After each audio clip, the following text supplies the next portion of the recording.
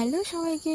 তো আজকের সকালটা হলো আমাদের এখান থেকে শুরু। সকাল সকাল উঠে আমি একদম ব্লগ করেছিলাম। সকাল না, এখন প্রায় ৮টা ৯টা বেজে গেছে। আজকের ওয়েদারটা তো প্রচুর খারাপ। আমার তো এদিকে অনেক কাপড় ধোয়া হয়ে গেছে, তো সেগুলো কী করে শুকবে জানি না। তো যাই হোক, তারপর একটা পার্সেল এসেছিলো, পার্সেল আসার পরে কিন্তু আমি এদিকে রান্না করতে চলে এসেছি, কারণ রান্নাটা করতেই হবে। কারণ মা যেহেতু অসুস্থ, ওই জন্য কিন্তু আমাকে আজকে উনানেই রান্না করতে হবে। তারপরে কিন্তু এখানে দেখো আমি সব সবজিপত্র তো আনিনি, আলু এইটুকুই দেখালাম তোমাদেরকে, জাস্ট বুঝে নাও।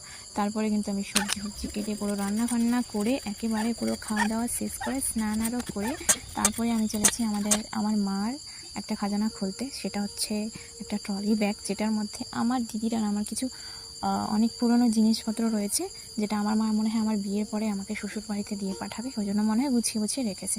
তারপরে দেখো এখানে মার কিছু জুয়েলারি আরও বেরোলো, সেগুলো রূপা টুপা কী আছে। আর এই হলো সেই ট্রলি ব্যাগটা, যেটার মধ্যে অনেক পুরনো জামা কাপড় রয়েছে। আর এই হলো সেই ভাঁড়